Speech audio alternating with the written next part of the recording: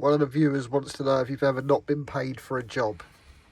Quite a few actually, but one that always springs to mind. I get a phone call to go and look at an extension in Farnham Road near Slough.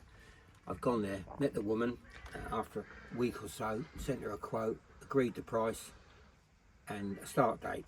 That was, and the payment schedule, which was up to DPC, 6 grand, then 3 grand to the roof, and then 3 grand to finish. Anyway, starts to dig. We come across a major pipe, major water pipe, which I thought had to be either taken out or whatever.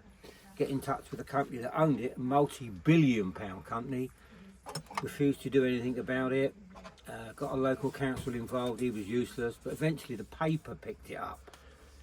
And it's, I had a picture of myself in the Slough Observer, conscientious builder takes on £1 billion company. But eventually we get it taken out. So build the extension, get the 6 grand, asked for my next payment, and the next payment never got it. She didn't pay me. Eventually I find out that she took the 6 grand to leave her husband for another fella.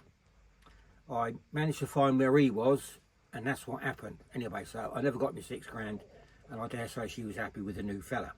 Anyway, about 4 years later, let's just say her name was Mrs. Wright, because I don't really want to tell you her name.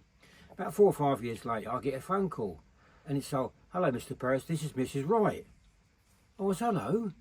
She said, me and my husband want a porch built out the front, and the only person that we know will do a really good job of the brickwork is you. Because do you remember that you done some work for us when I was with my other husband? I said, I do. She said, well, can you come around and give us a quote? I said, I haven't got to come around to give you a quote. I can tell you a quote right now. So she said, what's that? I said, 6 grand. And she put the phone down.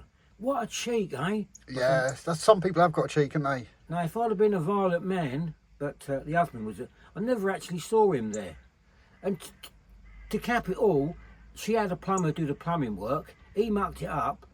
I paid for my plumber to put it right, and she didn't even pay me for that. I paid for it.